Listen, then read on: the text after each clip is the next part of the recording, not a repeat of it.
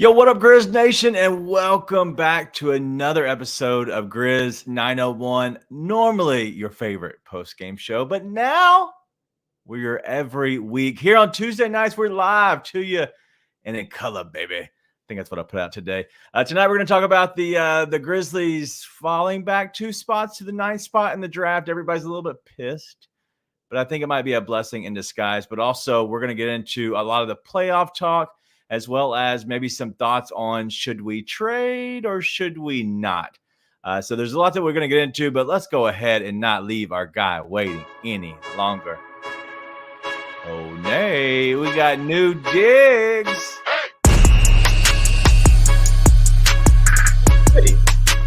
Hey, look at us. I'm going to look at it on my phone now, finally, that we're live. It's pretty. I like it. All right, yeah. So in the chat, let us know. Do you like it? We're trying to do something different. So Kenny has blessed us with. We're trying to be a little bit darker on the outside, so we kind of, I guess, shine more and not. I don't know. It felt like it was more whitewashed and more old, like kind of kiddish. The so much teal. So I don't know. So let us know in the chat if you'd like it or not. The blessings rain from Brother Kenneth. Thankfully. Oh, skinny Kenny now. That's not the only thing changing up. We're going with a little mezcal tonight. Look at this, man. This is something that's a woo!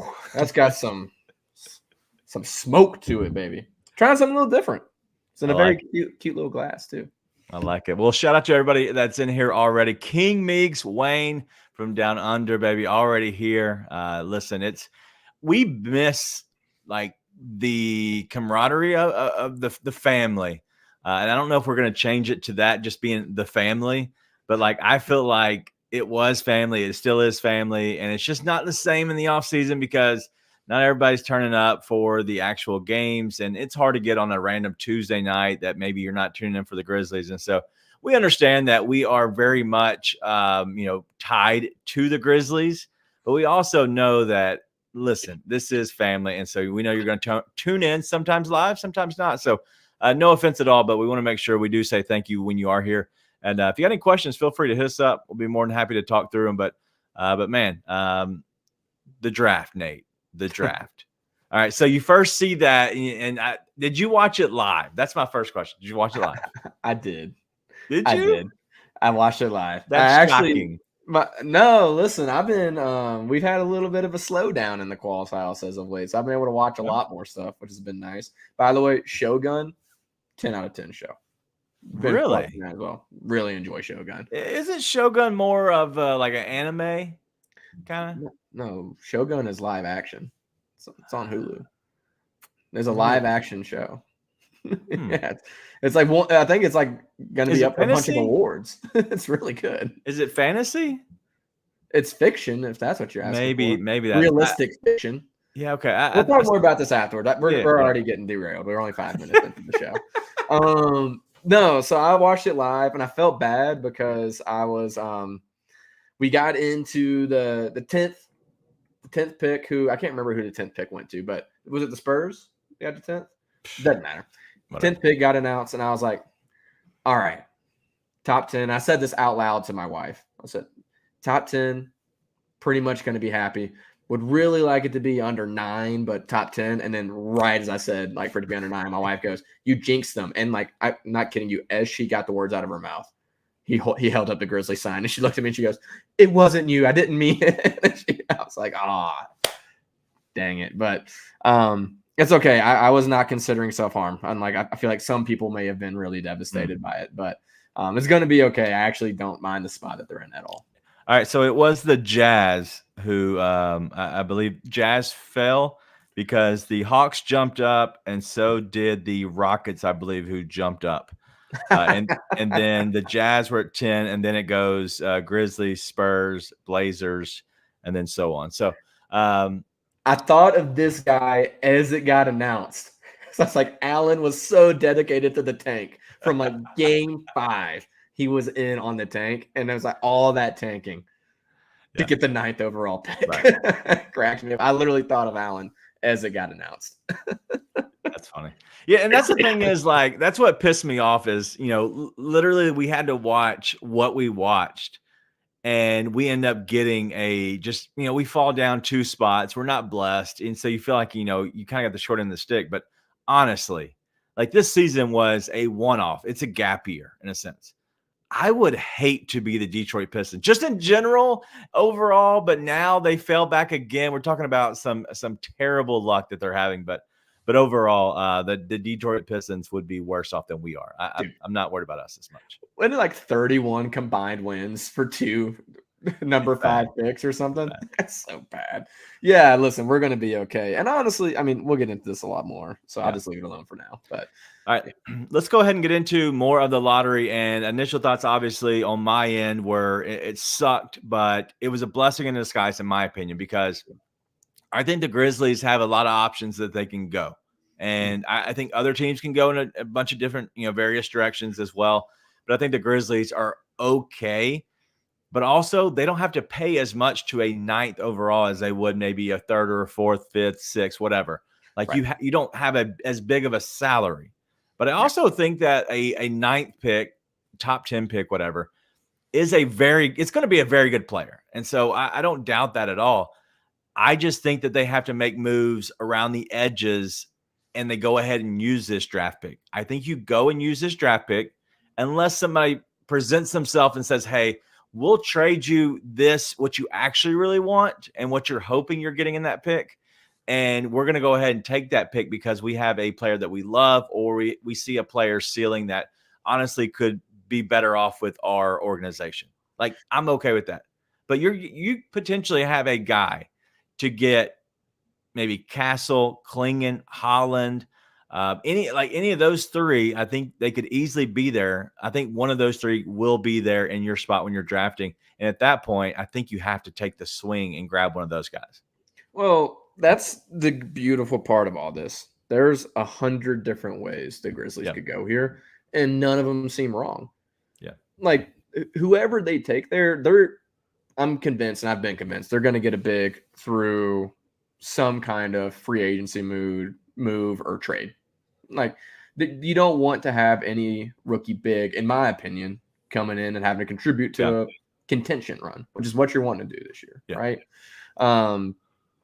That being said, like, if you take Klingon with that pick, cool.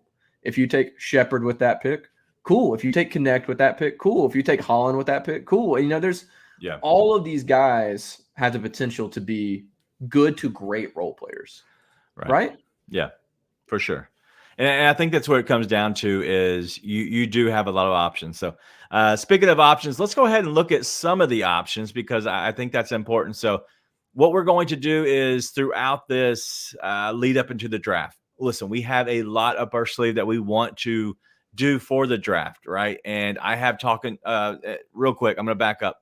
I just spoke to Rafael Barlo today. Shout out to him. If anybody knows or doesn't know, Rafael Barlo is obviously a guy that very, very cool with us very early on. He was the one who actually spoke very highly of Gigi before they even he was even discussed, right? Yeah. And he was the one who was on the very beginning of it. His wife very recently has been diagnosed with a fairly bad, all cancer is bad, but she was just recently diagnosed with cancer. And so after speaking with him this afternoon, he doesn't want to come on right now.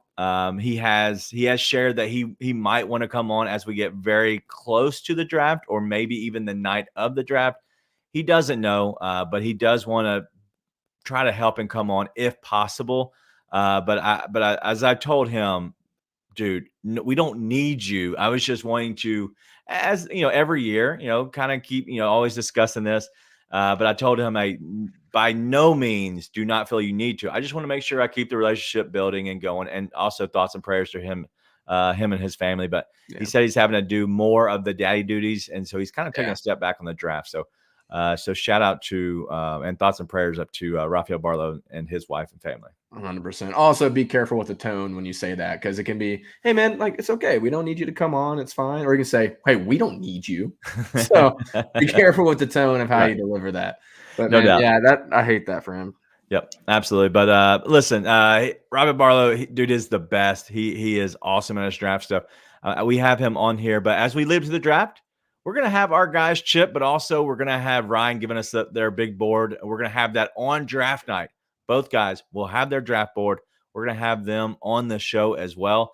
But as we lead up to it, we're gonna have a little bit of a consensus mock draft here. All right, so what we're looking at is Bleacher Report, and then CBS, ESPN, all these different ones, right? So we have 12 different places that have their mock drafts out right now. And so at the number 9 pick, these are who they're all saying the Grizzlies are taking. And if you're looking at these names, you're seeing a lot of Klingon, Shepard, and Holland. Okay, you see one Cody Williams from No Ceilings. If you don't follow them, go follow a good group of guys. And then CBS Sports has Dalton Connect. And then ESPN has Stefan Castle. And I think that's it. The rest of the guys is Holland, Klingon, and Shepard. Nate, anything stick out to you when you see this? Because I think it's eye-opening sometimes when you see it all on one page. You're like, okay, I see all these different names. But it's kind of broken down to a main 3 in a sense. Thought number 1, who's Cody Williams? Colorado guy. Draft expert Nate back in the game. This sort of looks about right to me. You know, it's kind of torn between Shepard, Holland, and Klingon. Connect is another name that I know a lot of people have, I mean, pun intended, connected to Memphis. So there's a lot of stuff that you kind of expect to see. But listen, this is the beginning of draft season. Our guy Ryan earlier was like, hey, have you guys watched any of the combine? I'm like, no, that's what I have you and Chip for. You guys watch this stuff and you tell me who I'm supposed to like. So I'm ready to be talked into any and everyone as far as this goes. So to be honest, I mean, every one of these guys on here, other than I legitimately have no clue about Cody Williams, everyone else here, there's a plus. Like Castle, it's like, oh, the only knock on him is he didn't shoot very well last year, but he did literally everything else awesome. Yeah. And by the way, he shot fine all the way through high school. He had 1 year in college, didn't shoot super well. Okay. We got Anthony Carter. I trust that can be fixed. Oh, Ron Holland, mega athletic wing. One of the top players coming out of high school. Like people, I saw someone earlier say, we already have Gigi for that. God forbid we have 2.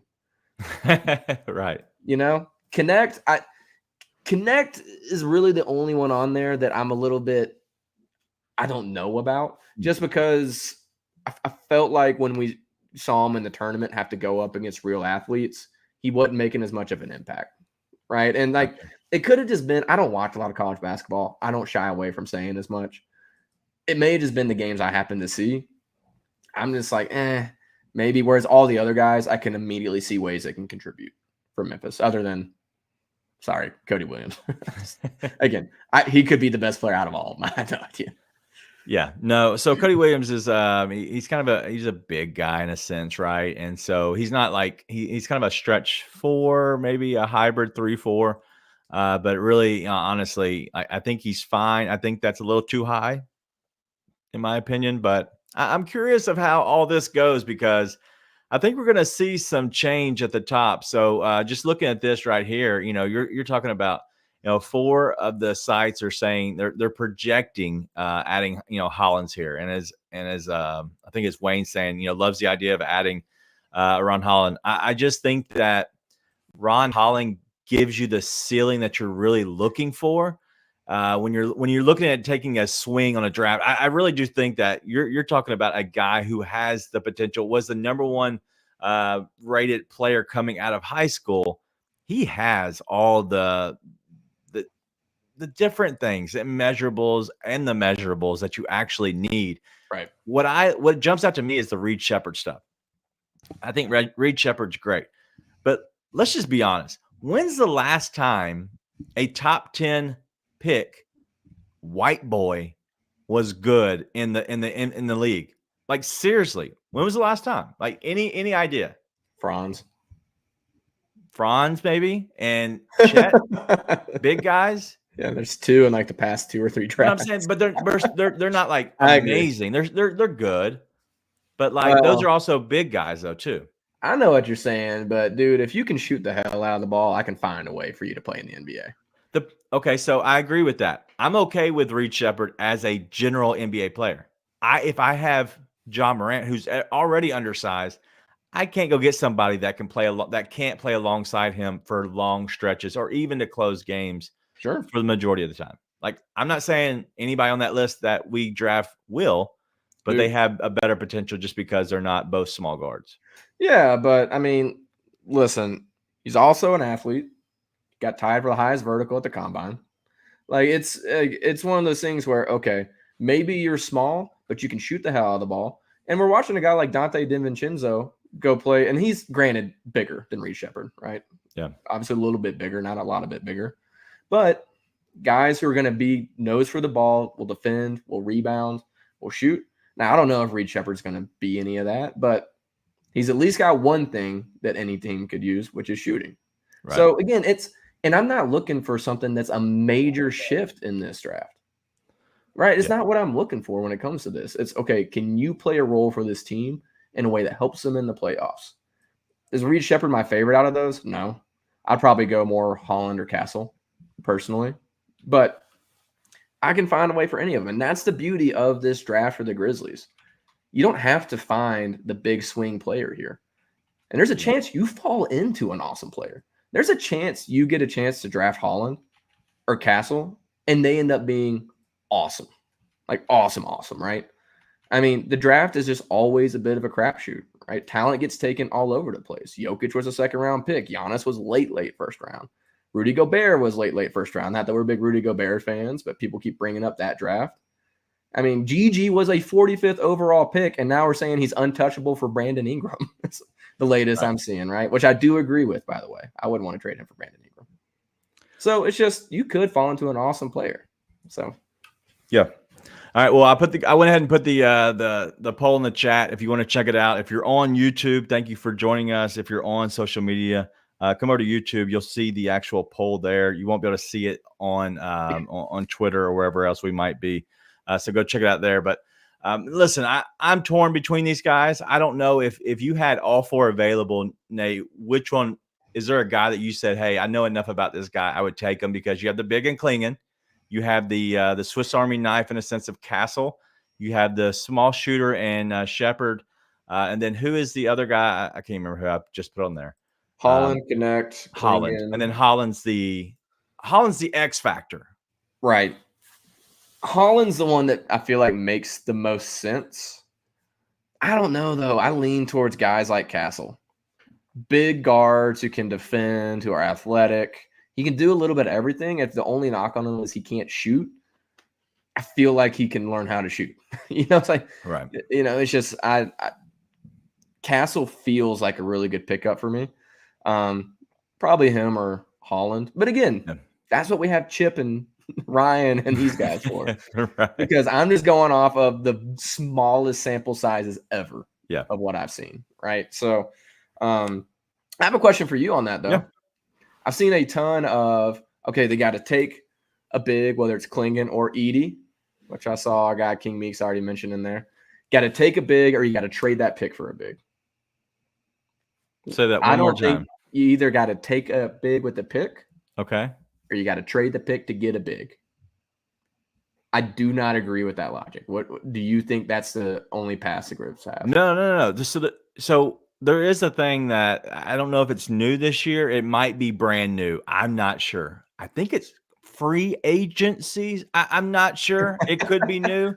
But there's a free agency period like within the NBA season that I think that some guys are available. All right. But like I do want to have this in a bit of a serious way, because I think it is something that people view the 9th overall pick as like a major asset to go get one of these bigs. And I don't think that's necessary for Memphis. All right. In this scenario, right? In that scenario, guess what you have to do?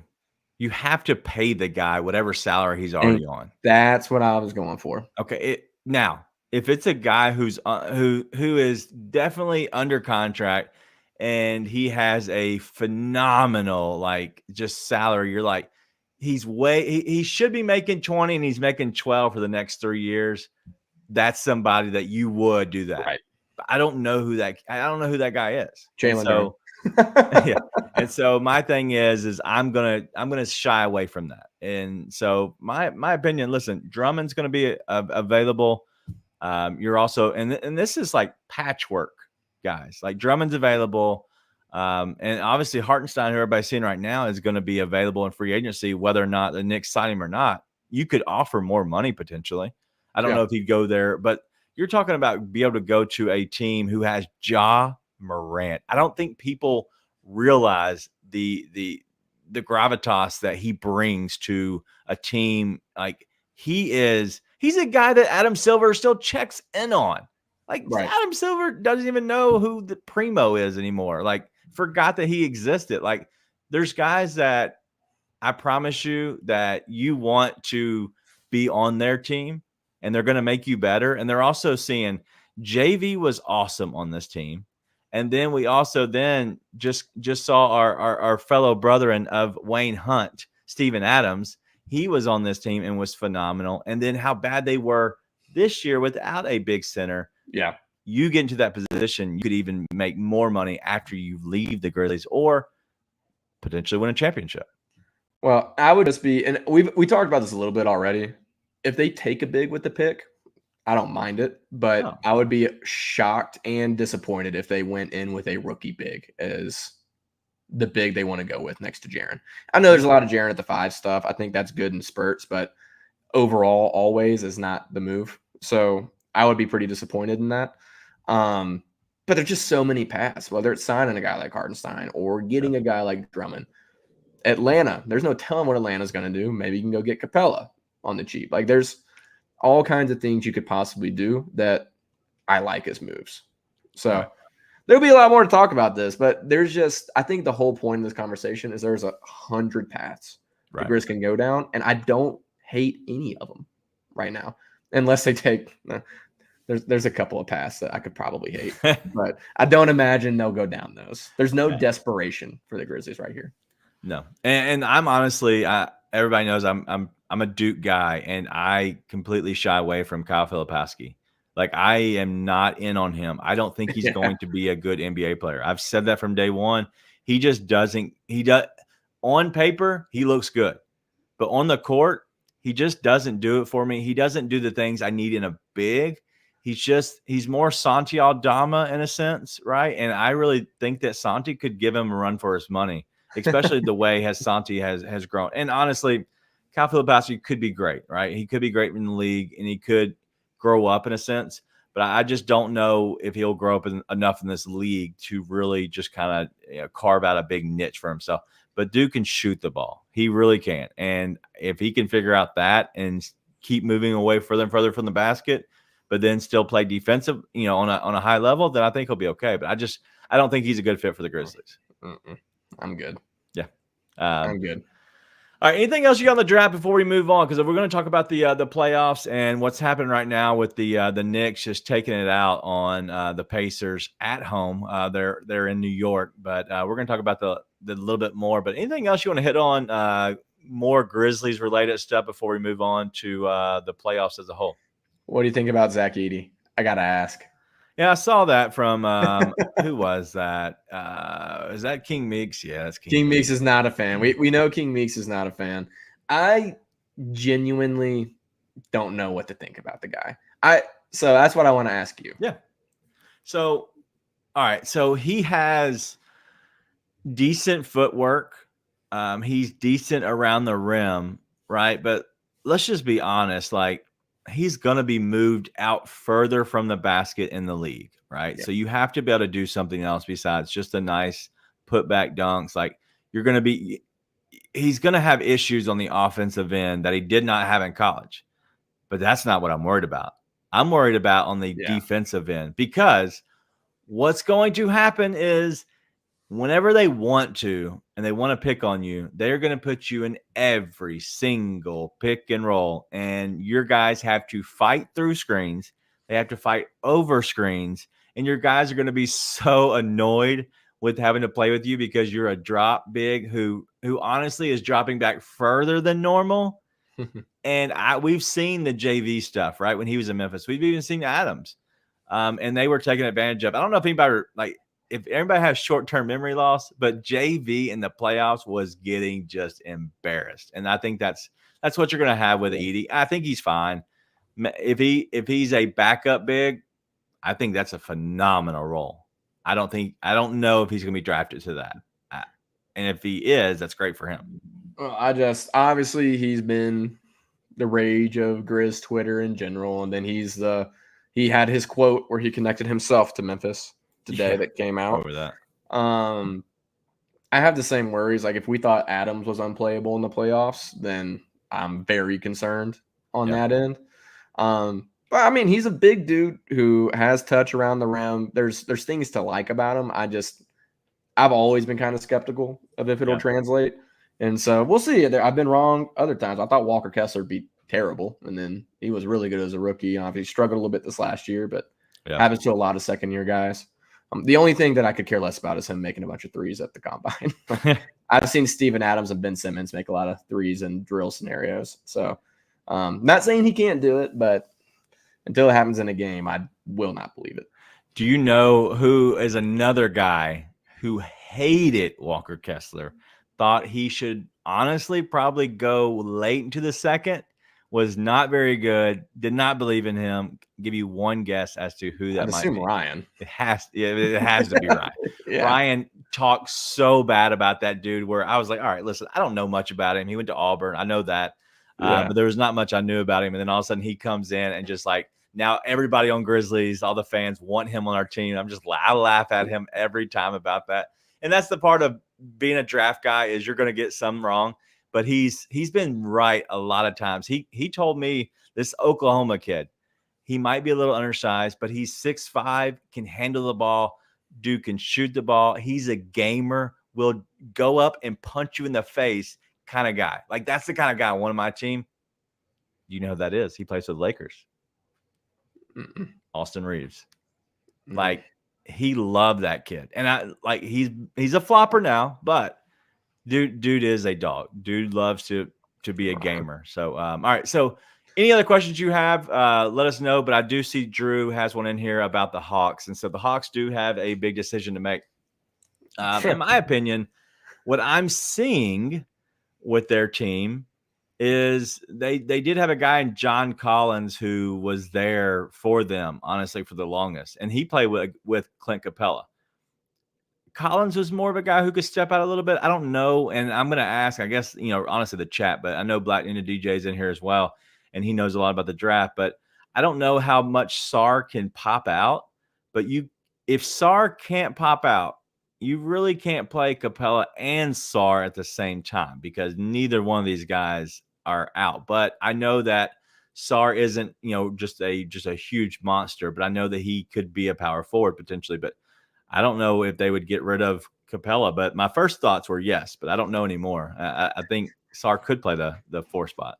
If history is any indicator, the answer is the wrong thing. I have no idea.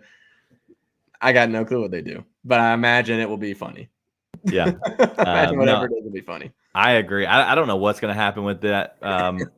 So the biggest thing that I see is if it's me, I would go ahead and find a way to get off of Trae Young if possible, because I like DeJounte Murray with that. The problem is that doesn't fix your position to potentially come off of Capella if you need to make room for Sar. But at that point, let's say you do move off of Trae Young. Are you moving off of Trae Young and Clint Capella? What are you bringing back? Maybe it's a quicker rebuild because I think you could possibly rebuild a lot faster. I just don't know what their rebuild or what their timeline looks like for the Hawks. Well, they've got a bunch of good players. Yeah. And there's no telling some of those players may get out of Atlanta and be way better, right? You're seeing that happen with PJ Washington right now, right? So you could get like a DeAndre Hunter out of there. He's better, and some team be willing to take a little bit of risk with him. But you got Jalen Johnson there. You got Murray. You got Young. You've got Bogdanovich, Capella, Kongwu. You've got a lot of good players and pieces. You just got to figure out which ones you're going to use and which ones you're going to build around. Right. So they have a lot of options. I mean, but probably what they might fall into is being in limbo. Like, hey, we got all these good players. Let's see what kind of we can put together and like try and make it work. And you don't actually go in any direction with it. Yeah. And you could easily fall into that, especially if you keep Trae. Yeah. Right. Like there's, Trae Young is one of those dudes who he led them on that East Finals run, I'm not convinced he's not a gamer at all. I mean, it's not fun watching him play basketball because he is the product of the James Harden era. But at the same time, it's not like I think he's bad at basketball. It's just he's extremely hard to build around, I think. It's not one of those where he passes a lot. He gets a lot of assists. I think he can make his teammates better. But he doesn't always do that at the same time, right? It's kind of weird to find really impactful players to put next to him. Yeah. So I don't know. I think Murray's a better team fit, probably, just in general. Probably a little bit easier to fit pieces around him, but we'll see. Like I said, they've got some hard decisions to make, and I'm not convinced they'll make the right one. Yeah. All right. So one, Black Ninja DJ, I apologize. Listen, I don't know. We're at Grizz 901 Live. If you want to message me there, if you can't there, I'm at Daniel Greer on my own personal one. If you can't there, then let me know. But it says that you tried and you couldn't. So who knows? I'll figure out a way to get in contact with you. I can give myself up if I need to. But I do have a question. All right. So we have this. We're going to go to the King Meeks one, right? All right. So I need y'all's opinion because we're trying to change some things on here. And this is the time to do it. And this is the family, right? We're all here. All right, Nate, I need your help as well. What looks better, right? So you have this one. I think it looks good. We're talking about the comment.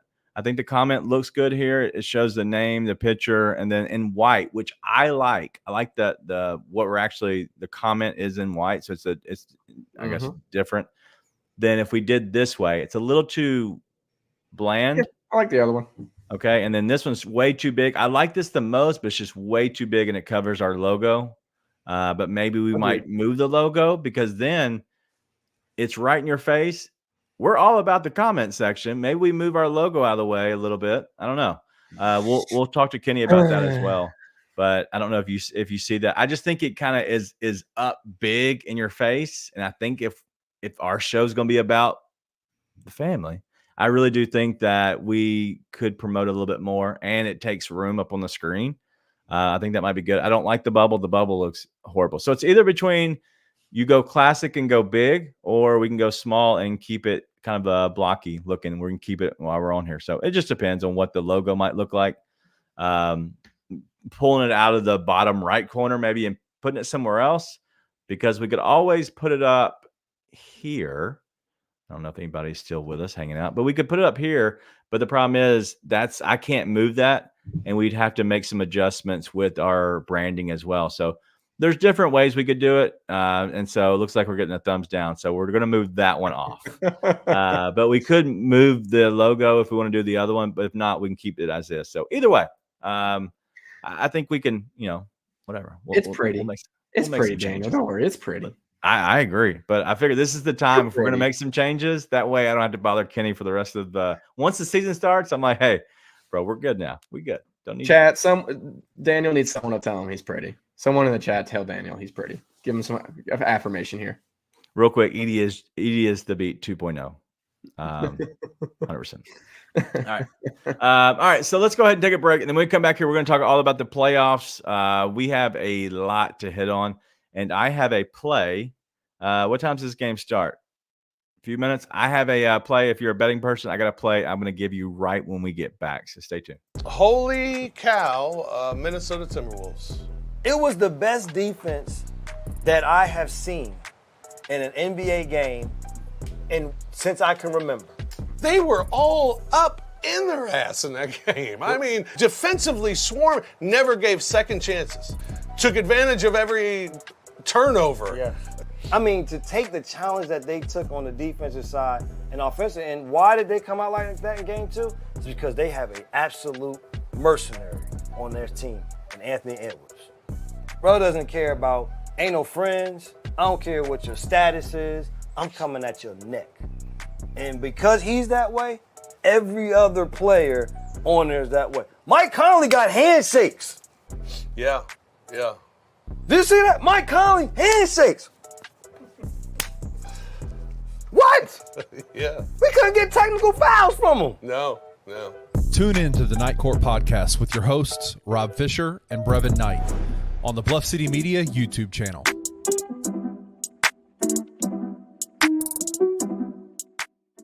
The old dudes are getting up out of here too. The LeBrons are starting to look old. Steph Curry looking old. Kevin Durant, first time ever. Neither one of those three guys are in the second round of the playoffs, right? I absolutely welcome the ushering out of the old heads. Like I have this extreme like LeBron fatigue. Like I don't like the way that he's covered by the media, and it makes me tend to not like him. And it's not even his fault. Yeah, it was never his fault.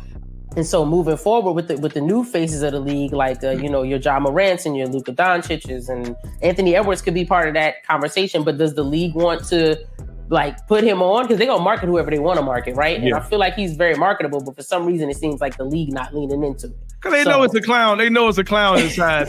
He gonna say whatever, out, right? He gonna say whatever. From Ja Morant, you better vet these dudes toughly. And the dude who's coming to in-bombs and eating Popeyes on screen. And he on the Bally's mic, bro. The mic is hot, bro. We heard what you just said. They know a clown is in there, man. Tune in to The Anthony Sane Show, Wednesdays and Fridays at 12 p.m. weekly on the Bluff City Media YouTube channel.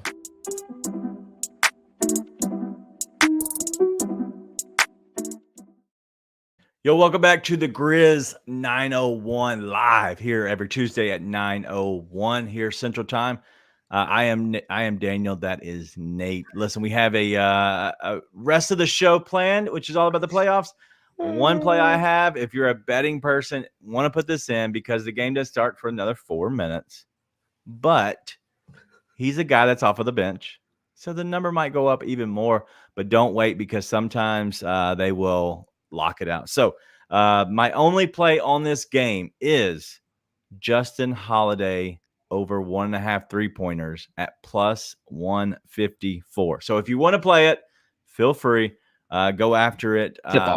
It'll be it'll be the play that you can honestly just kind of have fun with all night because it's just 2 3-pointers. But the thing is, he's hit 2+ in the last 3 games, and he's hit 9 total 3-pointers in the last 3. So you're talking about a guy who's feeling good. He's obviously Denver playing well. He's at home now. So I expect this to be a hit for myself. So that's it. All right. I am on quick fingers on that one. Yeah, that's all right. I did. Hey, and tomorrow night I'm going to give us that on the show. So hopefully I don't get in trouble for this, but I do have a play on the show in the morning. This is one of my 2 plays, but I'm going to give Kyrie Irving over 5.5 assists. It's minus 120 on DraftKings right now, but he's crushed this line, and I've even laddered him up to 7 and 8. So if you're interested and you're a betting person, go ahead and go crazy and hit some Kyrie Irving assists because Luke is obviously hurt, injured, and then Kyrie, he likes to pass, dish the ball early in the game. All right, let's go ahead and go to the actual NBA playoffs. And so, Nate, let's go ahead and talk about the game that just went off, and that is the game that we're going to watch and we're going to obviously cash with. Nate, we got the Denver Nuggets and the Minnesota Timberwolves. Cat finally hit a 3. It's 5-4 currently at the moment. Thoughts on this series because neither team has won a home game. Dude, it's goofy. It's been a weird series. I mean, it's one of those where we came on and I think we did a good job of not sitting there and saying, hey, the Nuggets are dead and buried. But at the same time, we're like, I wouldn't be putting much money on them to win the series at the same time. And then you come here and it's like, okay, well, what's going to happen? Right. I have no idea. I mean, it looked like the Nuggets got woken up when they got to Minnesota. Yeah. But I'd imagine that Minnesota also wakes up now that they had a chance to go up at least 3-1 and it's now tied and home court advantage goes back to Denver. Right. So I think we'll see a much more engaged Timberwolves team here, but I think we'll have an equally engaged Nuggets team. I think both teams feel like their backs are still against the wall. Like pressure's on both teams to win this game, I think. So see, I disagree with that. I really do think that this is a runaway for the Nuggets rest of the series. Really? I do. Because why? So if you look at what happened in this series and the reason the Nuggets lost the second game, the first game, obviously, you have the Minnesota Timberwolves play really well, and I think they played probably their best game they played maybe all season. And then you have the second game, you have Rudy Gobert go out the day of the game, hours before. He announces that he's not going to be there at the game. He's going to actually go and be the I guess the birth of his son. I believe it was his son. Mm-hmm. And then what happens then is that's the adjustment from the Minnesota Timberwolves is they adjusted and Denver just got punched in the mouth and could not do anything. And I think that was the adjustment that they got on their heels. And then, you know, honestly, it's a team that won it last year, right? They need a little bit of motivation. After getting punched in your mouth, kind of getting embarrassed, they go to Minnesota and win 2 games. And I think now they know how to play against them when you have Gobert and Cat. Unless Minnesota can make an adjustment, I think that this is a Denver. The next 2 games they win. They win 4 in a row.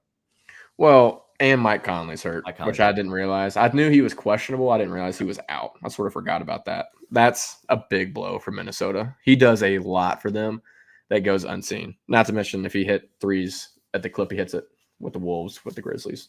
Right. They beat the Warriors. So it makes me sad every time. Yep. But yeah, I would still, at this point, I'd flip. Like, I'd probably bet on Denver to win the series at this point. I did not think they were going to turn it around that much and win 2 in Minnesota. Yeah. Runaway, though, I don't know, man. I still think it's going to be competitive. Like, if you say they win the next 2 games, I wouldn't be shocked. I would be shocked if they just blow it out. Next, so. Yeah. I'd be super shocked, actually. I'm curious, man. I just think that I think these teams are going to I think show their true colors. And I think tonight is going to be very telling of who wins the series. And I know that's probably the dumbest statement you could ever make. But it's down to a 3-game series. You have 2 games in Denver with altitude. They do have 2 days off after this game, I believe, if I'm not mistaken, looking at the schedule early on. And so I do believe that they can catch their breath a little bit. Listen, late into a series, if you can get a double days of kind of nothing going on, that really helps you. And so that's what I first looked at is can somehow Denver win these games, and then you can catch your breath, and then you go give it everything you got in that last game, which honestly helps Minnesota too. They're going home. We could see a complete flip, and it would be funny if no home team won the first 4 games and then every home team won the last 3 games. It would be funny. Yeah. I mean, we'll see. It's been a lot of fun to watch it go back and forth. So I'm enjoying it. It's been a good time. I obviously want Denver to win, but I've been really impressed by Denver. That's to get punked like that and go down 0-2 and then come back 2-2 is impressive, regardless if you're the defending champs or not. Absolutely. It is impressive, and I think that they're showing a little bit of what they're all about. All right, let's go ahead and go to the Pacers and the Knicks. That game just happened, and so now we have the Knicks. They went up 3-1. Is that right now? 3-2. 3-2. That's what I meant. 3-2. Yeah. And so now you have 2 games left. Yeah. Can they somehow not play 45 minutes in a game and still win? I don't think they can. They have to play 45 minutes, but they could end up playing the 45 minutes and win. I don't know what's going to go on in that series, man. It's been confusing. Each team could easily have gone up 3-1 to start the series. Like, there's so many things that could have flipped a couple of those games. So it's been an intriguing series, to say the least. My main thing out of that is, one, Jalen Brunson is the best Harden-esque player out there. That dude is amazing at basketball and falls down a lot. Yeah. I feel comfortable saying both things. 2, Daniel, it took us about 2 years, but the Deuce McBride agenda is finally taken off. I saw that today. Dude, it's been 2 years. For anyone who doesn't know this, I have been on Miles McBride since he was at West Virginia. I have loved him since college. And I was like, you can go back in my tweet history, and then there's like 3 or 4 tweets. I'm like, can someone just get him out from under Tibbs so he can actually play? Because he's going to be awesome when he actually plays. Lo and behold, he's actually playing, and he's awesome. Still for Tibbs, but playing awesome. I love seeing that. So that's my main takeaway from this series. Good old Deuce. Deuce. McBride. Deuce McBride. I like him. I think what we're seeing this last 2 games, we're seeing a blowouts on both ways. I'm curious what happens in this next game. I think with how this series is going and how many minutes they're playing, if for some reason it's not looking good, or maybe Denver comes out with their hair on fire, you could see Tibbs throwing the white flag and say, "All right, we're going to go back home and we're going to just play or their hair on fire the last game and play every single minute." Yeah. I mean, to be honest, the way they're playing, you kind of want it to end as soon as possible. So you can rest a little bit. Because guess what? The Celtics actually, the way that series has been going, you never know how long that series is going to go. They might just screw around and let it go 6. Oh, I think it's donezo tomorrow. It should be. But, I mean, with no Mitchell, no Allen, and no LeVert now, I think there's no reason it shouldn't. But, dude, like, there's no reason that game should have been within 4 points. Yeah. The other day, I turned that game off and started watching, I think, Shogun. And then I pull up ESPN and it's a 4-point game. I'm like, how did that happen? Yeah. And then they knock it down at the end of the game too and sort of expand that lead. But who knows? This game, though, I mean, because if you don't win the next game, those guys might be too gassed to play well in a game 7. That's the issue. Is like you know? I don't know. Either way, whoever wins the series, it's been fun. I could care less who wins the series. Yeah, I guess I want Miles McBride to hit the series winning shot. That's about all I care about. Now that he's starting for sure. All right, let's go ahead and go to we're gonna go over this one very quickly. We're gonna get back to the West and Cavs and Celtics. So many injuries. I don't see any reason that they keep this thing together, just as you're, I guess, hinting at here. I don't think there's any chance that we see the Cavs as the Cavs next year. And so we'll see. Maybe a blow up. So it won't be a blow up, but they'll have to rearrange big time. They need to get a haul for Donovan because that's not going to work long term. They're never, even if he wanted to stay, which I doubt he does, they're not going to win a championship with the current roster they have built. Right. It's not good enough, So they need to augment around Garland. They'll probably get rid of Allen. If I had to guess, they'll get rid of Allen just because we've seen Mobley be so good without him at this point. So, hey, possible benefactors of that. Memphis Grizzlies. Call me, baby. Call me. But I imagine that's pretty well done with there. Yep. That's all I want to talk about that one. All right, last one. Thunder Mavs. I think this is one of the better series. I think it's showing a lot of negative connotations or negative light on Luka. Old cheeseburger boy. He complains. He's a hamburger. He's just angry and eating. That's all he is. The only thing that's shown about Luka is what we already know, which is that he constantly bitches and moans. Like that is the Luka way. Forgive me. Complains a lot. That's what I meant to say. Like that is the Luka way. Like we know this. He's still amazing at basketball. He's still the best player in that series, but I mean he's playing on like one knee and one ankle right now. He's clearly not right. Yeah. So he complains a lot, but he's always complained a lot. Yeah, for sure. So is what it is. Yep. Kenny's got a big question in the private chat to Nate. I hope you enjoy that. But I will say that that's Adam.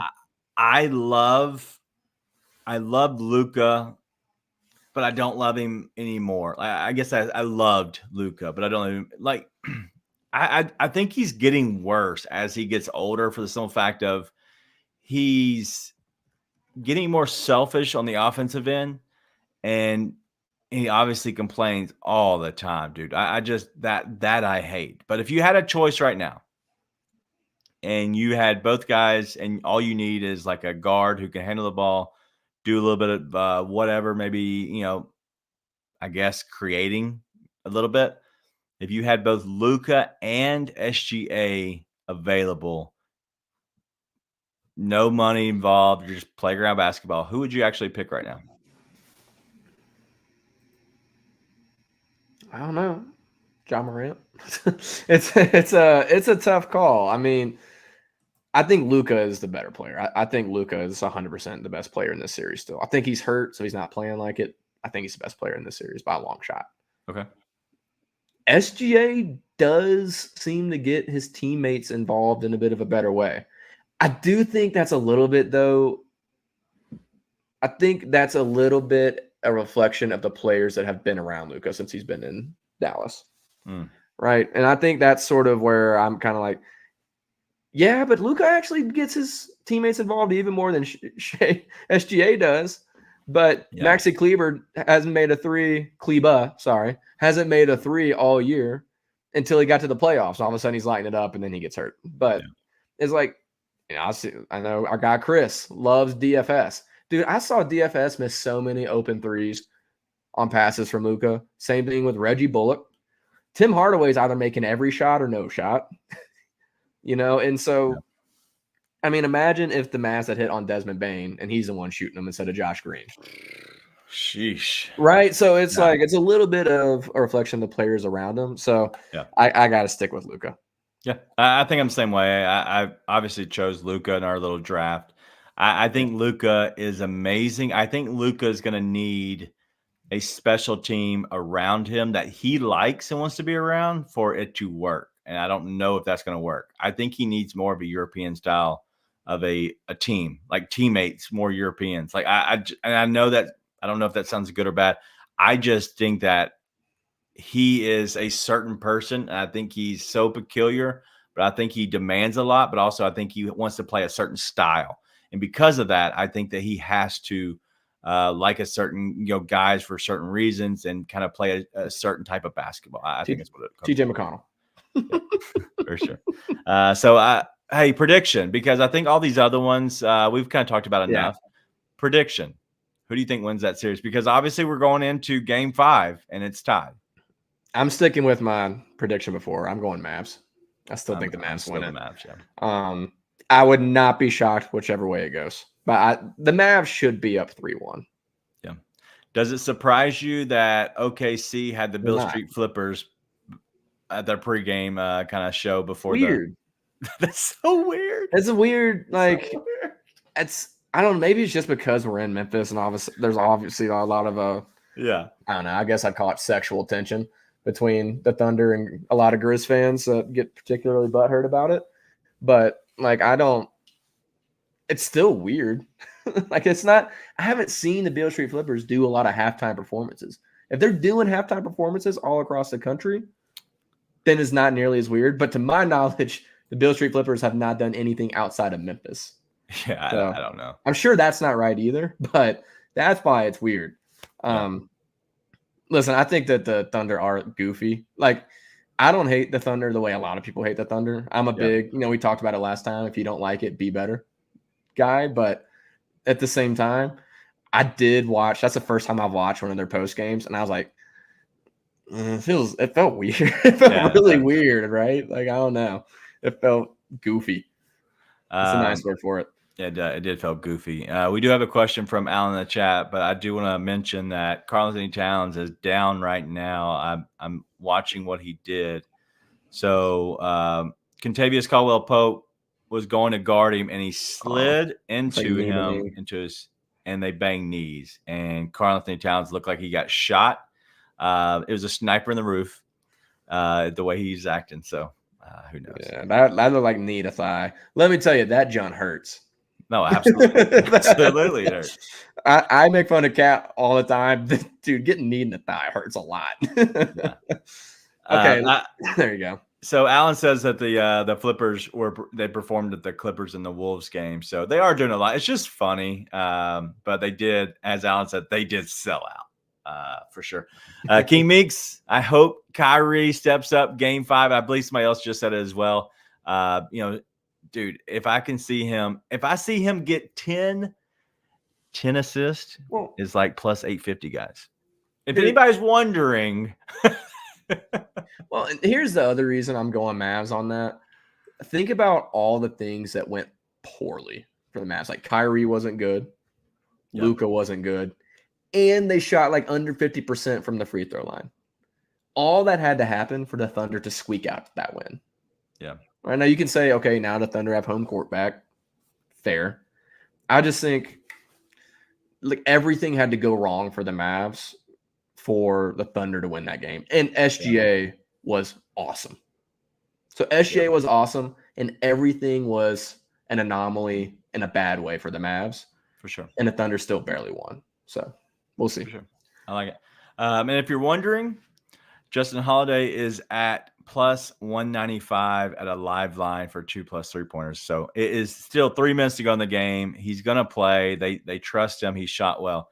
So if you like that, go ahead and hit it again. All right, let's go ahead and show you Allen's, and then we'll get out of here. But this is a question for Allen, about Allen. But Marcus Smart for Allen straight up. Jarrett Allen is who he's talking about. Marcus Smart for Jarrett Allen straight up. Sorry. Anthony Edwards just had a Justice Winslow 3-point attempt while he was wide open. It was bad. Yeah, 100% I would do that. Is that a trade that no picks involved, nothing around the edges, unless it's a salary dump? Value. Huh? Depends on what the Cavs value. Would you value a pick? Would I value like as in like needing? Would you need a pick for that to happen? Not necessarily, to be honest. I mean, it depends on if that fits a need the Cavs think they have, right? Because you have a guy like Okoro. Smart kind of replaces Okoro and brings the veteran presence to the locker room, and he's going to be a little bit more offensively for you, right? Which is not saying a ton, but given a little bit. Allen, if it fits the need for the Cavs, it fits a huge need for Memphis. Okay. Right. And so I think you probably have to give up a pick in that. You have to give up a first? No. Okay. No. You're not sending a first. No. Okay. That's what I just want to make sure. I think you have to include a second or a second swap or something like that to make that happen, just because Smart is, I think Allen said in there, a little bit older in that, and it's fitting a much bigger need for the Grizz, so the Cavs have the leverage in that. Yeah. There's a lot of teams that like Allen too. Yeah. There's a lot of teams that like Marcus Smart. Like, let's just keep it real. Like Marcus Smart. That's true. Helps probably winning more than a big. And I know that the Grizzlies need the big, but let's not get it twisted. Well, like Marcus Smart is great, like on certain teams, especially if he has somebody, maybe he's a little bigger. But the same sense, if I was Cleveland, I wouldn't do it. Unless you're getting rid of Garland, I don't want Smart next to Garland. That doesn't make sense for me. That's sort of where I land in there. But that's on them. If they value Smart, then yeah, who cares? But it depends on what. But maybe they keep their two bigs. But at that point, you can't get Smart. So that doesn't make sense either. So there's a lot of issues surrounding that. I've never wanted we got another one here. I've never wanted Miles Turner. I still don't want Miles Turner. Even though he played well tonight, I still don't want Miles Turner. I'm not a Miles Turner guy. Wars. It's because you don't like Star Wars. With the Smart Allen trade, Lego guy. It's a Smart Allen trade. Like, I would do that straight up. It'll have to have other players involved.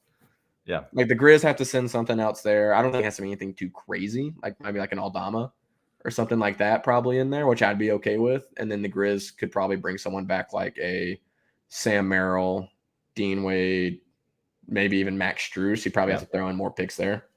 So there's other options there. But again, the Grizzlies have 100 paths, and I think the Cavs there's going to be tough sledding for the Cavs, especially depending upon what happens with Donovan. Yeah. All right. So listen, tonight's been fun. I do want to read off the poll tonight. Is kind of asked, who would you draft if all four were available? Klingon, Holland, Shepard, or Castle, and overwhelmingly 54% for Klingon. Yeah, I forgot about the obsession with bigs. Yeah, and Holland is 31% in second. Then you have 8 and 8 for Shepard and Castle. Listen, I don't. If all four were there, I would probably go after Castle right now, just because he's more of a proven guy, and Holland is the upside play that I think the Grizzlies could take. But I really think that they could they really could benefit off of Castle. The problem is he good enough to play and shoot? Like the biggest thing is his shooting. If it picks up. I got a question for you. Yeah. I'm not sure if you know this or not. Do you know his wingspan? Castle, I don't. Plus wingspan. Do you even know that?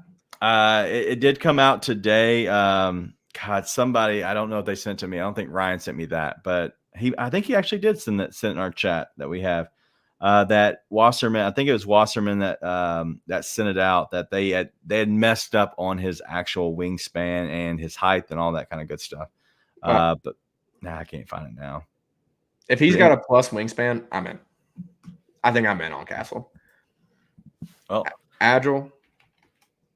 Are you okay? It looks like your entire world's coming down. Is it? I heard you say, might have been me. But if he's a big guard, long wingspan, can defend, can pass, can create, can play make, he can learn to shoot, dude. Yeah. If you give me a second, I'm trying to go look at their measurables right now. I don't think they're available just yet. Oh, they are available, ladies and gentlemen. They are available. All right, so let's talk about Devin Carter real quick.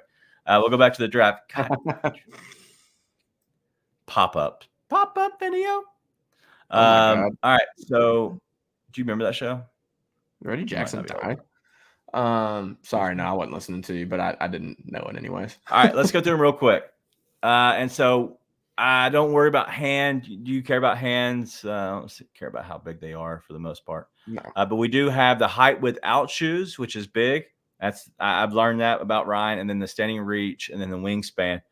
And so we're looking at all these. So Devin Carter, he's 6'2", roughly 6'2", without shoes, and then he's 8'2" with a standing reach, and then his wingspan 6'8", 7'5".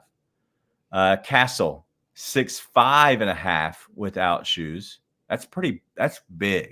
Then an 8'6" is a standing reach, and then a 6'9". So roughly, so if you're looking at Devin Carter is roughly a much bigger wingspan. Devin Carter's 193 pounds right now, and Castle's 210. So if you were looking at both those guys together, let's talk about this guy. I like that. Klingon 7'1.75" without shoes.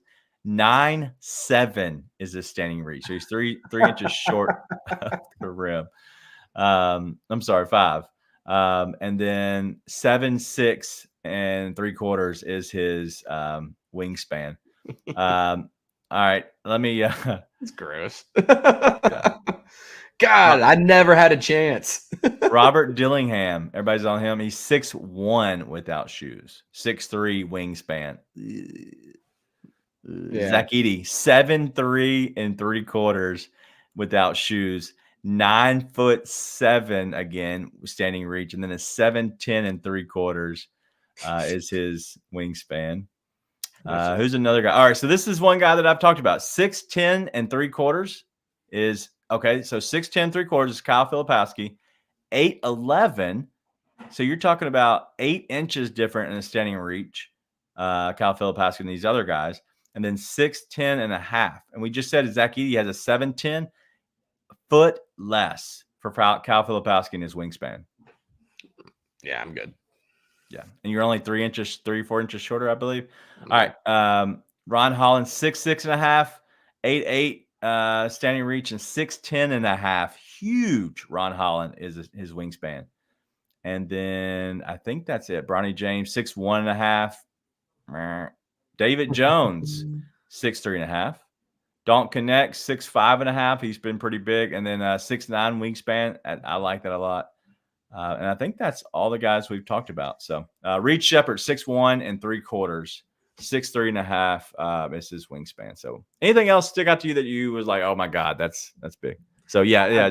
Black Ninja DJ saying I'm good on Dillingham Filipowski. Yeah, I mean, it comes back to the same thing. I think any of those guys we talked about earlier are a win. I think Holland or Castle are probably the biggest wins. Probably Castle or Holland. As of right now, again, I'll listen to all these other smart people tell me what to actually think.